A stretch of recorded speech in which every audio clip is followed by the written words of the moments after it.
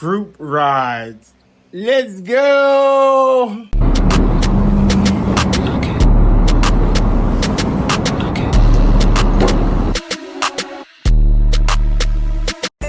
The imposter syndrome, when you realize you're riding a $3,000 wheel but still struggle to mount gracefully. Look, man, there is a very specific type of emotional damage that occurs when you spend $3,000 on a piece of machinery and you still cannot get on the damn thing without looking like a newborn giraffe trying to ice skate. You buy the absolute top of the line model. It has got the massive suspension, the racing pedals, and enough battery power to launch a small rocket into orbit.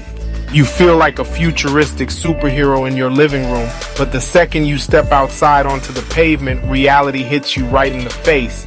The hardest part of this whole situation is the audience. You can never just practice in complete isolation. There is always a guy walking his dog or a group of teenagers smoking cigarettes just waiting for you to fail.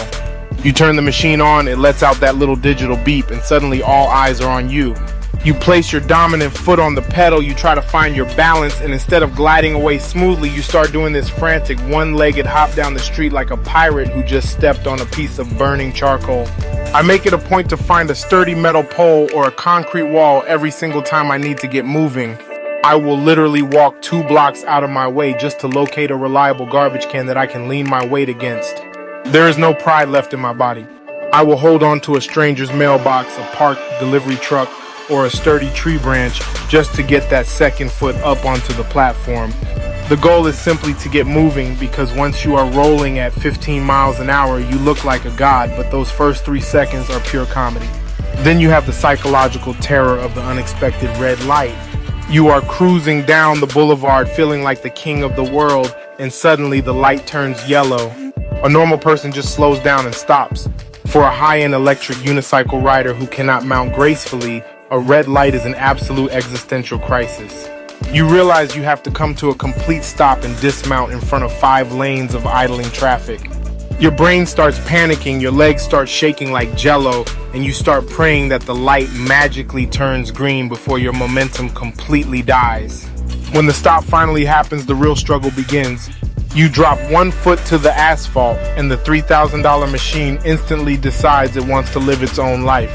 Because it has so much torque and power, if you do not pressure the pedal perfectly, the wheels start spinning out of control. It will literally try to climb up your leg or launch itself into the side of a city bus. I keep my hands firmly clamped onto the handle like I am wrestling an angry alligator, trying to pretend to the drivers next to me that this chaotic, vibrating mess is exactly what I intended to do. Another massive blow to the ego is the technical wobble.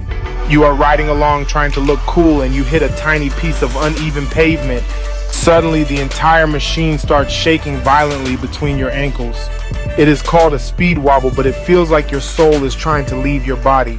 Your natural instinct is to squeeze the plastic shell as hard as you can with your knees, which actually makes the shaking 10 times worse. I instantly drop my hips and force myself to relax my lower body, even though every muscle in my torso is screaming at me that we are about to slide into a ditch. Let us talk about the specific humiliation of the slow speed drop. You are trying to navigate a tight turn in a parking lot going about 2 miles an hour. You lose your balance just a tiny bit, and instead of catching yourself, you have to step off. The heavy wheel goes tumbling onto its side, scraping that beautiful, expensive custom paint job across the rough gravel. The sound of $3,000 crashing onto the ground is a sound that will keep you awake at night. You have to awkwardly pick up 90 pounds of metal while the people at the outdoor cafe watch you with deep pity in their eyes. The technology itself will even mock you if you let it. These modern wheels have Bluetooth speakers built into the frame. You can connect your phone and blast music while you ride. But if you are struggling to get your feet positioned correctly and your machine is violently shaking while your phone is blasting a hardcore rap song at maximum volume, the irony is almost too much to bear. You cannot look tough while you are actively losing a fist fight to a single motorized tire. Every single rider goes through this exact phase, even if they pretend they do not. We all look at the videos online of guys jumping over flights of stairs and doing tricks, and we wonder why we look like a broken robot just trying to leave the driveway. The secret is that the machine does not care how much money you spent on it. It requires absolute respect and muscle memory. Until that muscle memory kicks in, you just have to accept the fact that you are a wealthy amateur. You keep your chin up, you find your favorite telephone pole to lean against, and you keep pushing forward until the grace finally arrives. The absolute worst part of this entire dynamic is when you accidentally make eye contact with a little kid on a regular manual kick scooter. This 7-year-old child is pushing off the ground with one foot, wearing light-up sneakers, completely effortless, and he looks up at you with pure judgment. He sees you standing on top of this giant, massive metallic beast that looks like it belongs in a science fiction movie set in the year 3000. He expects you to instantly hover off into the sky or at least do a backflip over a parked car. Instead, he gets to witness a grown adult doing a bizarre, frantic tap dance on the concrete, gasping for air and frantically waving their arms in circles just to keep from falling sideways into a patch of thorns. I have developed a highly sophisticated survival mechanism for this exact scenario, which involves pretending that my machine is experiencing a severe mechanical malfunction. If I attempt to mount the wheel and I instantly lose my balance and have to clumsy step off, I do not let the people watching see my shame. I immediately drop down on one knee, pull a small wrench out of my pocket, and start staring intensely at the tire valve stem like it personally insulted my entire family. I will literally shake my head in deep disappointment and mutter words about firmware updates and thermal throttling just so the onlookers think my lack of basic coordination is actually a highly complex engineering issue. Then you have the sheer physical exhaustion of just trying to get your feet in the right position once you actually manage to get moving. If your feet are even half an inch too far forward or too far back on those massive aluminum racing pedals, the entire ride physics get completely ruined. If you are too far forward, the wheel thinks you want to drag race a Lamborghini and it starts accelerating like crazy. If you are too far back, you have to break your ankles just to get the thing to slow down. You cannot just look down and adjust your feet while you are riding, because if you take your eyes off the road for 1 single millisecond, you will hit a rogue pebble and immediately launch into low Earth orbit. I spend the first 3 miles of every single journey doing this weird, subtle foot slide shuffle that makes me look like I am trying to do the electric slide while standing on a moving chainsaw. I am constantly wiggling my toes and shifting my heels, trying to find that magical sweet spot where the machine feels balanced, all while trying to maintain a completely straight face so the drivers next to me think I am totally relaxed.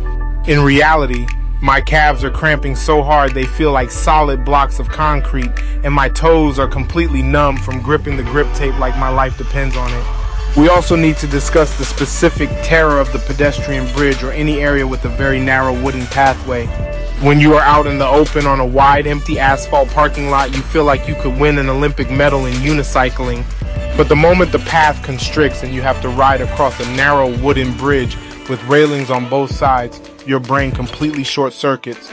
You look at the handrail, and instead of seeing a safety feature, your mind convinces you that the handrail is a giant magnet specifically designed to pull your handlebars and shoulders into a violent collision. I will literally stare at a point 50 yards past the bridge and refuse to look down, because the moment you look at the hazard is the exact moment your wheel decides to steer directly into it. It is a psychological game of chicken between your wallet, your pride, and the laws of motion.